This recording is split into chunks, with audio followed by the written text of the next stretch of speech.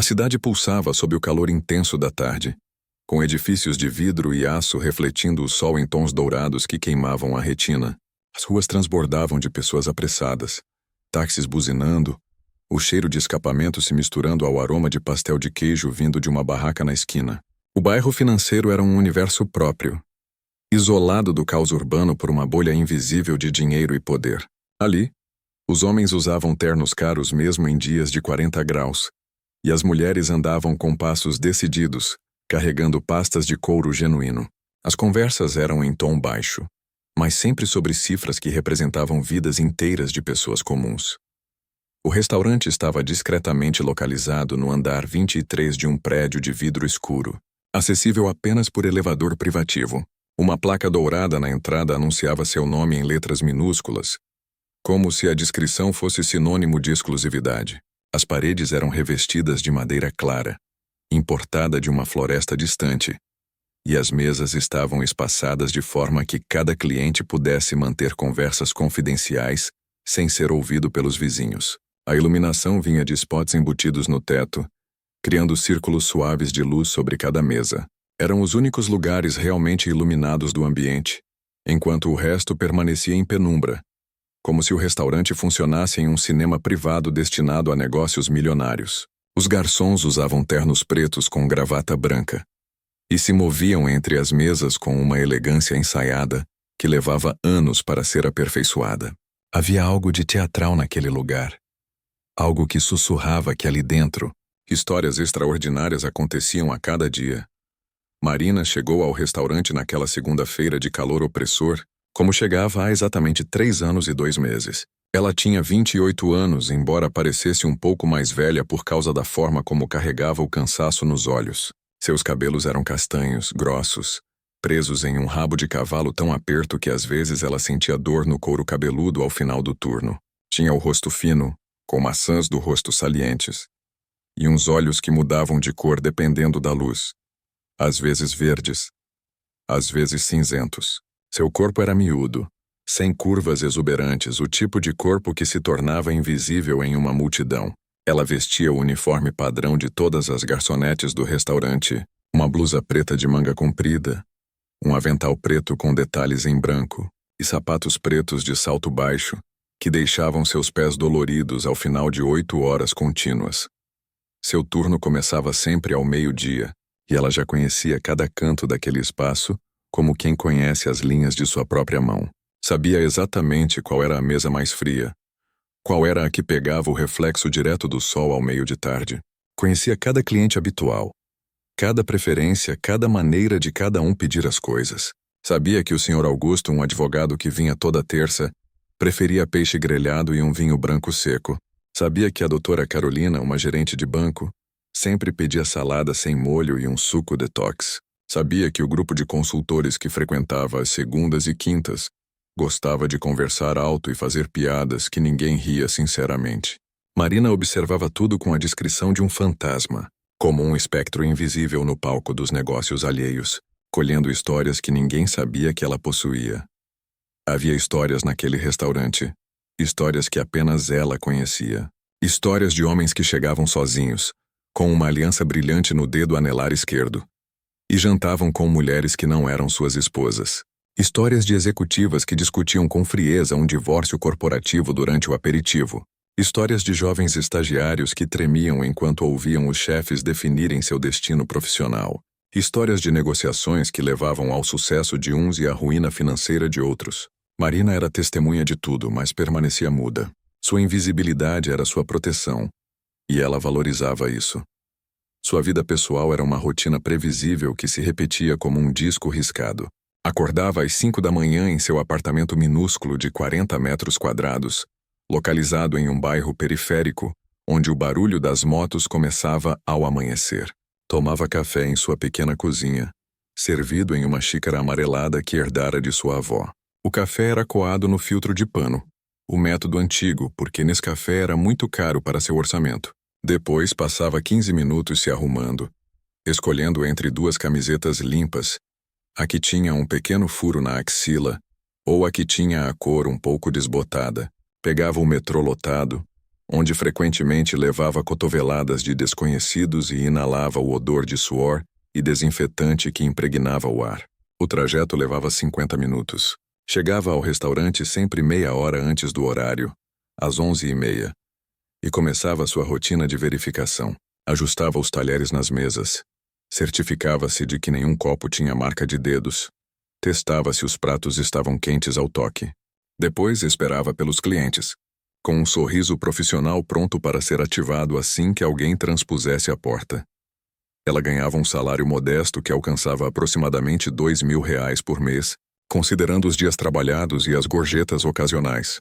Desse valor, R$ 750 iam para o aluguel de seu apartamento, 300 para comida no mercado, onde ela comparava preços de marca genérica e sempre escolhia a mais barata, 100 para transporte, 50 para água, luz e internet, e cada real restante ela guardava cuidadosamente para sua mãe, que havia sofrido um derrame 2 anos e 3 meses atrás, deixando-a paralisada do lado esquerdo do corpo.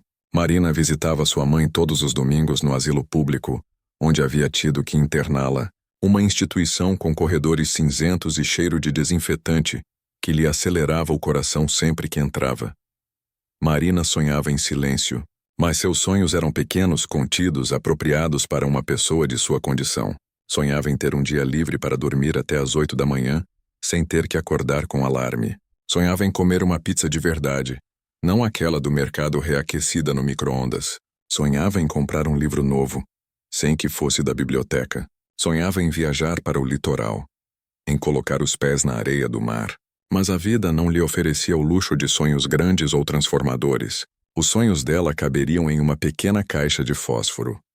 O que absolutamente ninguém sabia sobre Marina, nem mesmo a mãe, era seu segredo guardado como um tesouro trancado em um cofre mental. Durante 10 anos, desde os 18 anos de idade, ela havia estudado francês sozinha, completamente sozinha, em seu apartamento apertado durante as noites, quando o cansaço do trabalho finalmente cedesse e ela conseguisse manter os olhos abertos. Aprendera através de vídeos na internet, carregados lentamente em sua conexão de banda larga compartilhada.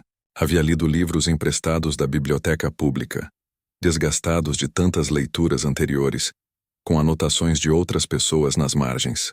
Havia baixado aplicativos educacionais no seu celular antigo, um modelo que levava 5 minutos para carregar uma página.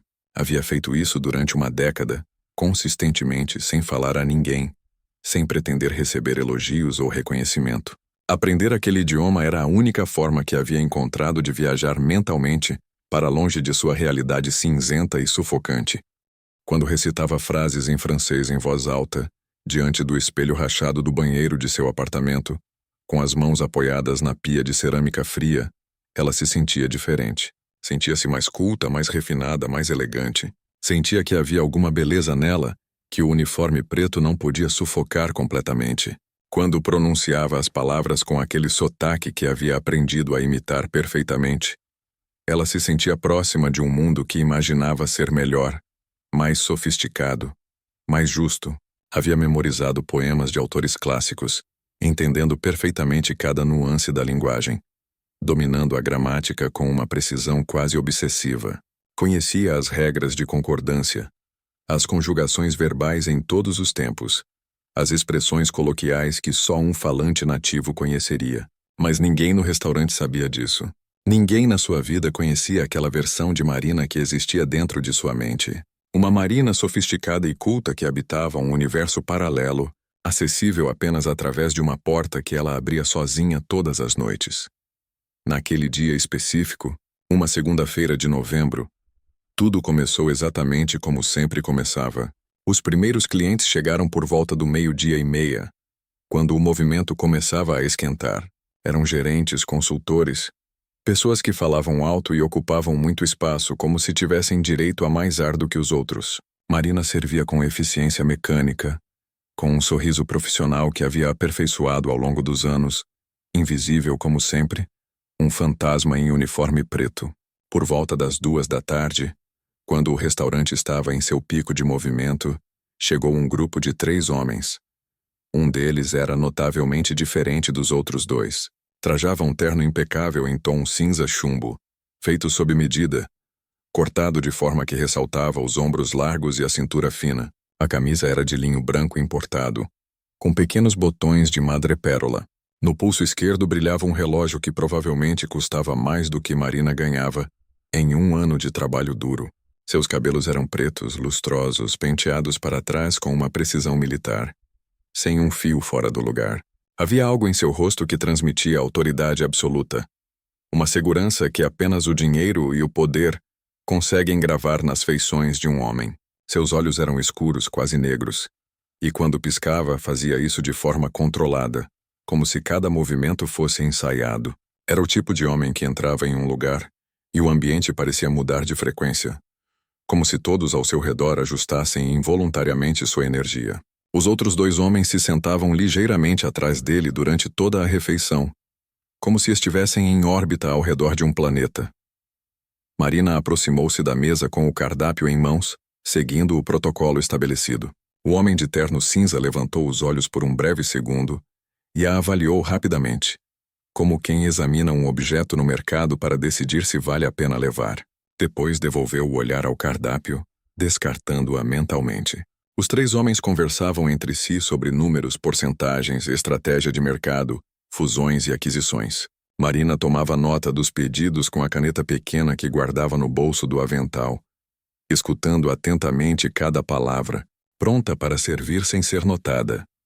Quando o executivo finalmente apontou para um item específico no cardápio, seu dedo deslizou pela página, com a familiaridade de quem conhece perfeitamente a culinária gourmet. Seu sotaque era brasileiro, indiscutivelmente brasileiro, mas marcado por camadas de educação internacional, de anos vividos em outras cidades, em outros países, em universos que Marina nunca teria acesso. Ele falou em francês, com uma pronúncia que soava como mel derramado em vidro quente, elegante e precisa, pedindo uma preparação muito específica do prato que havia escolhido. Citava ingredientes em uma sequência que demonstrava conhecimento profundo, não apenas da língua, mas da técnica culinária envolvida. Mencionava que pretendia a carne de um determinado modo, o caldo reduzido em fogo baixo durante exatamente 20 minutos, sem sal adicional até o final. Falava sobre a textura esperada, a temperatura ideal, a apresentação que deveria contemplar. Os dois colegas ao seu lado continuavam olhando para os cardápios, como se não houvesse nada extraordinário acontecendo. Mas havia. Marina sentiu seu coração disparar dentro do peito. Aquele órgão que normalmente batia de forma monótona e previsível, começou a acelerado como um pássaro aprisionado. Naquele instante preciso, o mundo ao seu redor desacelerou como se o tempo tivesse pressionado um botão invisível. O barulho do restaurante, o burburinho de conversas de fundo, o tilintar de talheres em porcelana, tudo se tornou distante e amortecido. Ela havia passado 10 anos aprendendo aquele idioma em segredo absoluto, estudando durante noites inteiras, memorizando vocabulário até seus olhos queimarem de cansaço.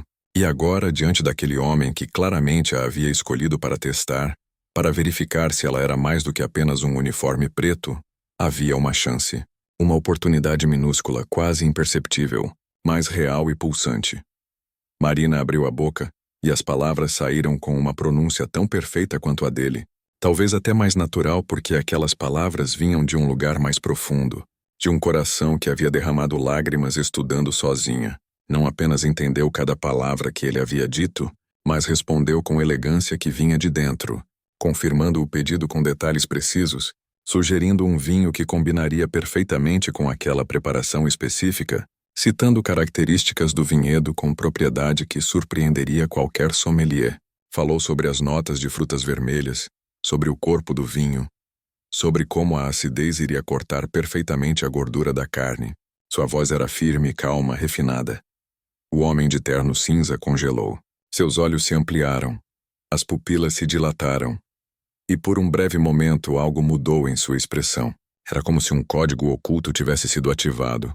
Como se uma porta secreta tivesse se aberto. Os dois colegas ao seu lado também congelaram, como estátuas de cera que acabavam de receber vida apenas para perceber que não sabiam o que fazer com ela. O som ambiente do restaurante pareceu desaparecer completamente. Havia apenas silêncio absoluto, um silêncio que pesava, que ocupava espaço físico. O homem a observava intensamente, como se estivesse reavaliando tudo o que havia pensado sobre aquela garçonete invisível segundos atrás, como se as categorias mentais que havia criado para ela tivessem subitamente desabado. Marina sentia o calor subindo pelo seu pescoço, espalhando-se em vermelhidão que começava nas clavículas e avançava em direção ao rosto. Seu coração batia acelerado no peito, tão rápido que ela temia que pudesse ouvir através da roupa. Ela havia violado uma regra invisível, uma regra não escrita que estruturava o universo do restaurante. Havia saído de seu lugar designado. Havia se mostrado. Havia revelado uma parte de si mesma que deveria ter permanecido oculta para sempre. Era como se tivesse tirado uma máscara que usava há 3 anos contínuos. O executivo piscou lentamente, como se acordasse de um transe hipnótico, e um sorriso lento começou a se desenhar em seu rosto, começando nos cantos da boca e se expandindo até atingir os olhos. Ele pediu desculpas pelos supostos anos em universidades francesas, brincando suavemente que havia esperado estar sozinho em sua capacidade de dominar aquele idioma com tal fluidez.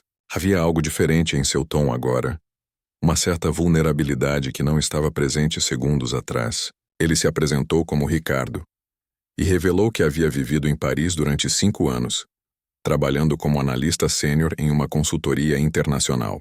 Falou sobre os cafés, as ruas de paralelepípedos, a forma como a luz caía sobre a ponte de um rio específico ao entardecer. Falou como se aquelas memórias tivessem ficado gravadas em seu coração e emergissem de tempos em tempos para atormentá-lo com uma saudade sofisticada.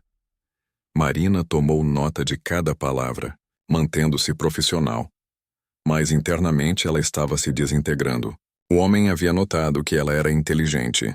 Havia notado que ela tinha um mundo interior.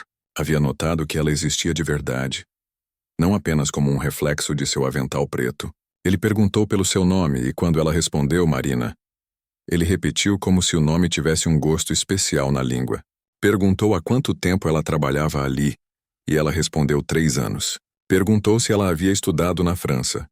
E Marina baixou os olhos explicando que havia aprendido sozinha em casa, durante anos. Havia uma honestidade naquela confissão que parecia tocá-lo de alguma forma imperceptível. Os outros 2 colegas pareciam desconfortáveis, como se aquela troca de palavras entre o executivo e a garçonete tivesse ultrapassado uma linha que não deveria ser ultrapassada. Um deles sussurrou algo sobre a reunião, sobre o tempo, sobre outras coisas que precisavam ser discutidas, mas Ricardo os ignorou completamente, mantendo seu olhar fixo em Marina. Ele perguntou qual era seu sonho, o que ela gostaria de estar fazendo se pudesse escolher qualquer profissão no mundo. Marina hesitou. Ninguém nunca havia feito aquela pergunta para ela. Não de verdade. Seus patrões perguntavam se ela chegaria no horário. Seus clientes perguntavam se havia mais café. Mas ninguém perguntava sobre seus sonhos. Ela respondeu, muito suavemente, que gostaria de trabalhar em tradução, talvez em uma agência internacional, talvez traduzindo documentos importantes de um idioma para outro. Disse que adoraria viajar, conhecer outras cidades, outras culturas, que gostaria de usar seu cérebro de uma forma que não fosse apenas decorar quem pede peixe e quem pede carne. Ricardo ouviu atentamente, como se cada palavra fosse um diamante raro que ele estivesse catalogando para referência futura. Algo havia mudado no ar entre eles, uma corrente invisível, uma possibilidade que pulsava como um coração recém-despertado. Se essa história tocou seu coração, clique em Valeu Demais, para que ela alcance outras pessoas que também carregam segredos extraordinários dentro de si, esperando o momento certo para brilhar. Os dias que se seguiram foram estranhos, como se o universo tivesse mudado de eixo. Marina continuava trabalhando sua rotina normal, servindo às mesas, tomando pedidos, trazendo pratos quentes. Mas agora havia uma sensação de que ela estava esperando algo, embora não tivesse certeza do que. Ricardo havia deixado um cartão de visita na mesa discretamente, dobrando-o dentro da conta. Ela havia guardado aquele cartão em seu avental, depois em seu bolso, depois na pequena gaveta de seu criado mudo em casa. O cartão era de um material grosso, bege, com letras em relevo. Seu nome, um título incompreensível de tão sofisticado, um número de telefone e um endereço de e-mail. Nada mais. Mas aquele cartão havia se tornado o objeto mais importante que ela possuía, mais importante que seu celular, Mais importante que sua documentação, uma semana depois, Marina finalmente reuniu coragem e enviou um e-mail. Suas mãos tremiam enquanto digitava. E ela reescreveu a mensagem mais de 20 vezes tentando encontrar o tom certo. Não queria parecer desesperada. Não queria parecer ingênua. Não queria parecer qualquer coisa que pudesse fazê-lo arrepender-se de ter notado que ela existia. Finalmente, enviou um e-mail simples em francês, agradecendo o contato e expressando genuína admiração pela conversa que haviam tido. Disse que havia sido a interação mais significativa de sua carreira como garçonete, embora reconhecesse quanto era triste aquela afirmação. Ricardo respondeu 2 horas depois. Seu e-mail era longo, repleto de história. Contava sobre sua infância, sobre como havia crescido em um bairro similar ao de Marina, embora em outra cidade. Contava que seu pai havia trabalhado como mecânico, que sua mãe era cozinheira, que ele havia conseguido sair daquele bairro através de bolsas de estudo e trabalho árduo, que havia se vergonhado de suas origens durante muitos anos, tentando se encaixar em um mundo de executivos de famílias abastadas, que havia passado anos acreditando que precisava negar completamente suas raízes para ser bem-sucedido, mas que em algum ponto da vida havia começado a reconhecer que aquela negação era uma forma de morte em vida.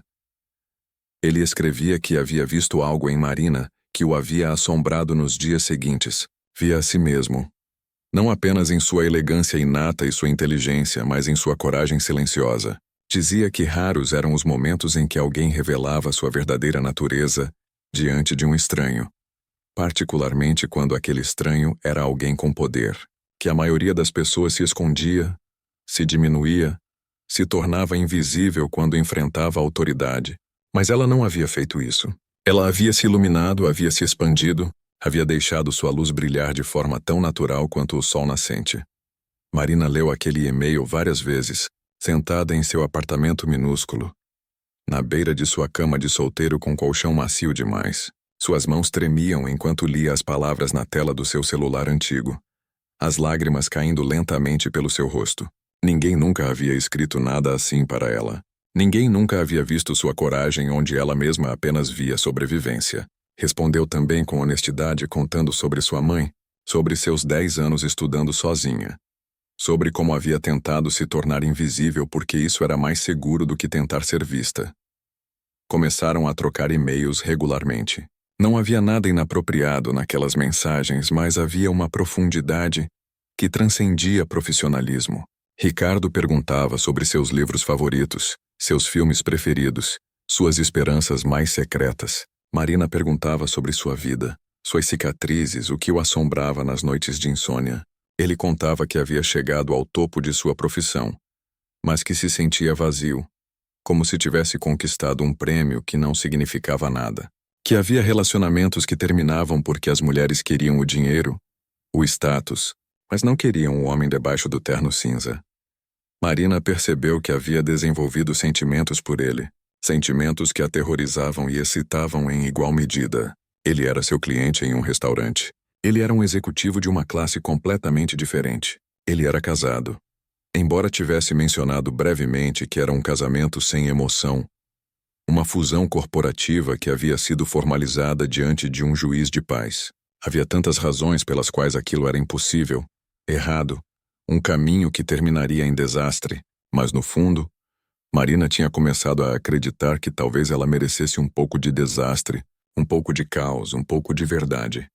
Se essa história tocou seu coração, clique em Valeu demais para que ela alcance outras pessoas que compreendem que a conexão real transcende classe social e status. Tudo mudou quando Ricardo apareceu novamente no restaurante, mas desta vez sozinho. Eram quase 8 da noite, próximo do fechamento, e ele se sentou em uma mesa de canto pedindo apenas uma bebida. Marina sabia que ele não deveria estar ali, que aquela visita tinha um propósito específico. Seus colegas trocavam olhares significativos, sussurrando entre si, porque era óbvio que havia algo ocorrendo entre eles, algo que transcendia a transação normal entre cliente e garçonete. Quando Marina se aproximou, Ricardo pediu para conversar com ela em particular após o seu turno. 2 horas depois, quando havia terminado de limpar as mesas e desligar as luzes, Marina saiu do restaurante e o encontrou esperando embaixo, encostado em um carro luxuoso que brilhava sob as luzes da rua. Ele vestiria roupas casuais, jeans e uma camiseta simples, e naquele momento parecia muito mais acessível, muito mais humano do que o homem de terno cinza que havia entrado no restaurante semanas atrás. Ele a levou a um café que funcionava 24 horas. Um lugar simples, sem pretensão, onde pessoas comuns bebiam café fraco e comiam bolo passado de um dia. Eles se sentaram em um canto, longe dos outros clientes, e Ricardo foi direto ao ponto. Ele havia conversado com seus sócios e havia um projeto em desenvolvimento, um projeto de importação e exportação de vinhos que conectaria Brasil à França, Portugal e Itália. Ele precisava de alguém que falasse francês fluentemente, que pudesse negociar contratos, que pudesse viajar e representar a empresa. Ele sabia que era uma oferta maluca vindo de um estranho, que ela teria toda a razão em recusá-la ou em chamá-lo de predador, mas ele estava oferecendo um emprego verdadeiro, com salário verdadeiro, com futuro verdadeiro. Marina ouviu as palavras, mas inicialmente não conseguiu processá-las. Era como se Ricardo estivesse falando em um idioma que ela não conseguia compreender, mesmo que as palavras fossem em português claro. Perguntou se ele estava brincando, se era alguma forma de teste. Ele respondeu que não, que estava absolutamente sério, que havia investigado suas credenciais tanto quanto era possível, que havia verificado se ela tinha antecedentes criminais limpíssimos, que havia avaliado suas capacidades mentais através de suas conversas e as havia encontrado impecáveis. Havia uma complicação, contudo. Ricardo mencionou muito delicadamente que seu casamento tinha chegado ao fim, que havia conversado com sua esposa e que ambos haviam reconhecido que continuarem juntos era um desserviço a si mesmos e um insulto à instituição do casamento, que ele havia consultado um advogado e que os procedimentos de separação haviam começado, que não havia reconciliação em vista, que aquilo era definitivo. Ele mencionava tudo isso de forma muito casual, mas Marina percebia que havia muito peso nessas palavras, muita história sendo omitida. Ela perguntou se a separação estava relacionada a ela, e Ricardo respondeu com honestidade que sim e não, que ela havia sido um espelho que o havia feito enxergar como ele não queria mais viver, mas que a decisão de deixar seu casamento era sobre ele mesmo, sobre sua própria integridade. Marina sentiu medo.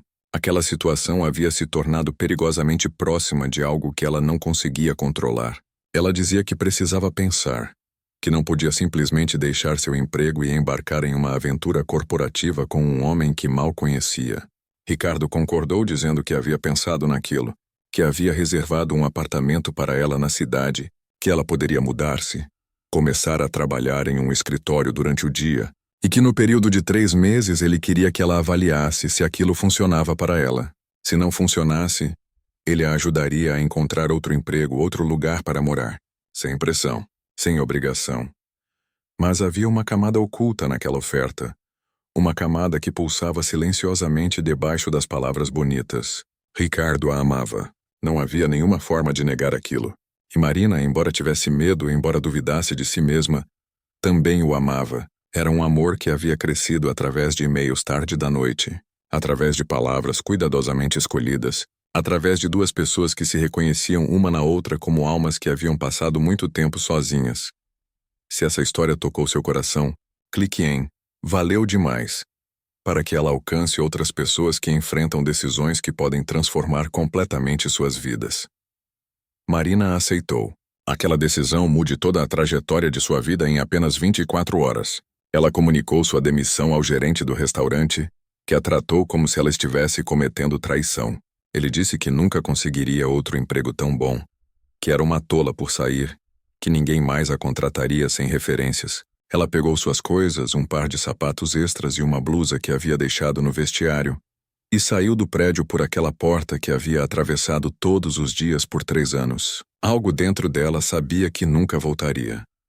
Ricardo a ajudou a encontrar um apartamento decente em um bairro melhor, um lugar onde ela poderia respirar, onde havia árvores nas ruas e crianças brincando nos parques.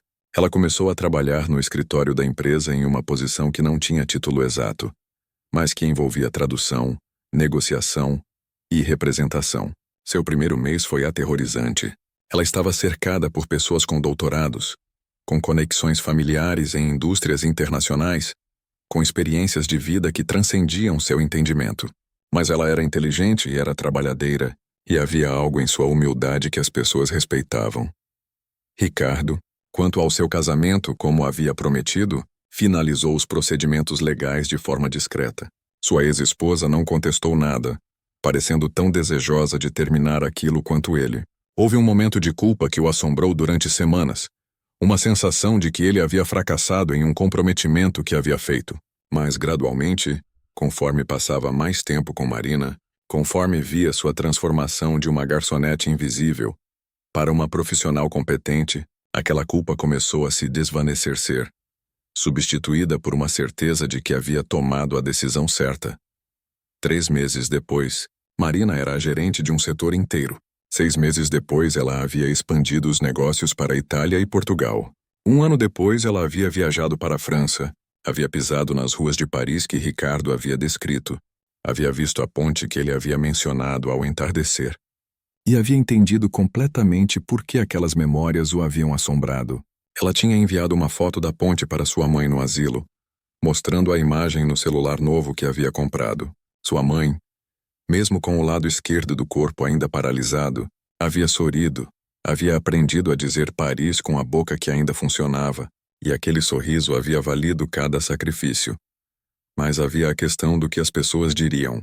O mundo corporativo não era diferente do restaurante. As pessoas sussurravam sobre como Marina havia conseguido seu emprego, fazendo sugestões obscenas sobre qual havia sido seu verdadeiro trabalho. As pessoas a chamavam de Climbing Girl, sugerindo que ela havia escalado a carreira através de sua relação com Ricardo. Havia momentos em que Marina se perguntava se as pessoas tinham razão, se ela havia realmente ganhado aquele emprego através de seus méritos, ou se havia apenas pegado carona no coattail de um homem rico. Aquela dúvida a assombrou até que um dia, durante uma negociação de contrato particularmente difícil com um parceiro francês, ela provou para si mesma que era capaz. O parceiro havia tentado enganá-la. Havia tentado inserir cláusulas que prejudicariam a empresa. Marina havia revirado cada página. Havia identificado cada problema. Havia reformulado todo o contrato de forma que protegesse os interesses da empresa enquanto mantinha um relacionamento respeitoso com o parceiro. Quando terminou, o homem francês havia se levantado e apertado sua mão com admiração genuína, dizendo em seu sotaque francês que era raro encontrar alguém com sua combinação de inteligência, conhecimento de idioma e integridade profissional. Naquele momento, Marina havia internamente compreendido que sim, ela havia ganho aquele emprego. Sim, ela era capaz. Sim, ela merecia estar ali. E quanto a Ricardo, conforme os meses passavam e a rotina de seus dias juntos começava a estabelecer novos padrões, ele começava a compreender que havia encontrado algo raro. Marina não o amava por seu dinheiro, porque ela mesma estava desenvolvendo sua própria riqueza através de seu trabalho. Marina não o amava por seu status, porque ela mesma estava adquirindo seu próprio status. Marina o amava porque havia visto o menino assustado dentro do homem poderoso, aquele menino que havia sido ridicularizado por suas origens humildes, aquele menino que havia aprendido a se endurecer para sobreviver em um mundo que não o queria. Uma noite, 1 ano e 3 meses após aquele primeiro e-mail, Ricardo levou Marina a um restaurante elegante. Não aquele onde eles se conheceram, mas um novo lugar. Um lugar que representava um novo capítulo. Pediu em francês, e ela respondeu em francês. E aquela dança linguística que os havia conectado havia se tornado tão natural quanto respirar. Quando o garçom trouxe a sobremesa, havia um anel dentro do prato. Não era o tipo de anel que a mídia esperaria. Não era um diamante gigantesco que demonstrasse riqueza. Era um anel simples de ouro branco, com um pequeno diamante que era belo precisamente porque era humilde. Quando Marina o olhou, compreendeu que aquele anel representava a jornada inteira, desde aquele dia no restaurante até aqui, desde uma garçonete invisível até uma mulher que havia descoberto seu próprio poder. Se essa história tocou seu coração, clique em Valeu demais para que ela alcance outras pessoas que compreendem que as histórias mais bonitas da vida não são encontradas nos livros de contos de fada, mas em momentos reais, em conexões genuínas entre duas pessoas que se reconhecem como almas. O casamento deles foi um evento pequeno, íntimo, realizado em um jardim de uma propriedade à beira da cidade. Não havia fotógrafos de grande mídia, não havia jornalistas sociais cobrindo cada detalhe, não havia aquela insanidade que acompanhava casamentos de executivos famosos. Em vez disso, havia apenas as pessoas que realmente importavam. A mãe de Marina estava lá, em uma cadeira especial, seu corpo ainda paralisado, mas sua mente ainda brilhante. E quando ela viu sua filha descendo o corredor em um vestido branco simples, as lágrimas correram livremente por suas bochechas. Havia os pais de Ricardo, que havia descoberto que eram pessoas simples, pessoas que haviam trabalhado com as mãos toda a vida e que estavam incrivelmente orgulhosos do filho, mas também profundamente aliviados ao saber que ele havia encontrado uma mulher que o aceitava completamente. Havia amigos, alguns da classe alta de Ricardo, que inicialmente haviam olhado Marina com desconfiança, mas que gradualmente haviam reconhecido sua inteligência e sua integridade. Havia colegas de trabalho de Marina, pessoas que ela havia treinado, pessoas que admiravam sua dedicação e sua ética de trabalho. O mundo que havia se bifurcado quando Marina acenou entre sua vida de garçonete e sua vida como profissional havia finalmente começado a se fundir em algo coerente, em um novo mundo que havia sido criado através de sua própria agência e determinação. Mas como era a vida cotidiana após o casamento? Não era um conto de fadas, embora a mídia corporativa tentasse pintá-lo como tal. Marina ainda acordava cedo, porque aquele hábito havia sido gravado em seu DNA por anos de trabalho duro. Ricardo ainda carregava as cicatrizes de sua educação corporativa, a necessidade constante de provar a si mesmo, a crença interior de que ele nunca seria suficiente. Eles discutiam sobre dinheiro, sobre família, sobre a melhor forma de viver. Havia noites em que Ricardo retornava do trabalho tensionado e Marina o via transformar-se novamente naquele homem de terno cinza. Aquele homem que havia entrado no restaurante e a havia testado através de palavras em francês. Mas havia um tipo diferente de magia que havia emergido de sua união. Quando Marina se sentia pequena, quando duvidava de si mesma, Ricardo lembrava-a de quem ela era, de que ela havia aprendido um idioma completo sozinha, em seu apartamento minúsculo, porque havia acreditado em si mesma. E quando Ricardo se sentia perdido, quando acreditava que toda a sua riqueza e poder não significava nada, Marina o levava para rever alguns de seus primeiros e-mails, aqueles nos quais ele havia escrito sobre o vazio, e ela sussurrava que ele não era vazio, que ele estava apenas esperando encontrar alguém que pudesse ajudá-lo a se sentir novamente. 2 anos após o casamento, Marina foi promovida para vice-presidente da empresa. Ricardo havia dado um passo para trás, assumindo um papel consultivo, porque havia finalmente compreendido que sua felicidade não estava em ser o homem mais poderoso na sala, mas em apoiar alguém que acreditava ser melhor do que ele em certas áreas. Aquela mudança havia surpreendido a comunidade corporativa, porque era raro ver um homem com ego suficiente para abrir espaço para que sua esposa brilhasse mais brilhantemente do que ele próprio.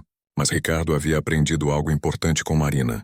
Havia aprendido que o amor genuíno às vezes significa ceder, às vezes significa permitir que a outra pessoa seja o centro do universo. Marina visitava sua mãe toda semana.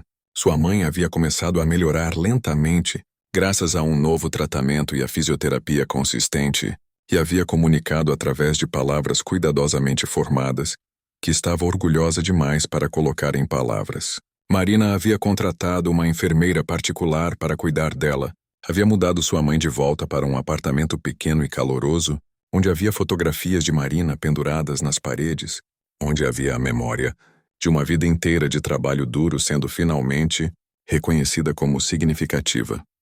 A história da garçonete invisível e do CEO, que havia pedido seu jantar em francês, havia se tornado uma lenda dentro da comunidade corporativa, embora ninguém soubesse exatamente o que era verdade e o que era mito. Algumas pessoas diziam que era uma história de amor à primeira vista. Outras diziam que era um conto de exploração corporativa. Marina e Ricardo mantinham o silêncio sobre os detalhes, porque a verdade era mais complexa do que qualquer narrativa simplificada poderia capturar. A verdade era que 2 pessoas solitárias haviam reconhecido em uma outra a possibilidade de algo diferente, algo mais autêntico, algo que transcendia classe social e status corporativo. Quando voltavam ao restaurante onde se conheceram, Agora, como clientes em vez de cliente e garçonete, eles sempre puxavam uma conversa prolongada com quem o servia. Marina havia reconhecido naqueles rostos a mesma invisibilidade que havia carregado. Aquele sentimento de estar presente, mas não ser visto. Ela começou um programa de bolsas financiado pessoalmente, que oferecia oportunidades educacionais para garçonetes, faxineiros, porteiros, pessoas que trabalhavam em invisibilidade absoluta. Dezenas de pessoas haviam mudado suas trajetórias através daquele programa, e quando elas encontravam Marina, elas frequentemente perguntavam como ela havia conseguido fazer a transição. Marina sempre respondia da mesma forma. Havia aprendido a respeitar a si mesma primeiro, e depois havia esperado pacientemente até que alguém mais reconhecesse aquele respeito. Clique em "Valeu demais" para que essa história de transformação, de coragem silenciosa e de reconhecimento genuíno, alcance pessoas que precisam entender que seus segredos não precisam permanecer sepultados para sempre. Compartilhe essa história com alguém que você conhece que está invisível, que está esperando pacientemente pelo seu momento de brilhar. E se você reconhece em si mesmo um pouco da Marina ou um pouco do Ricardo, saiba que a vida ainda tem espaço para surpresas extraordinárias, para conexões reais, para histórias que valem a pena ser vividas.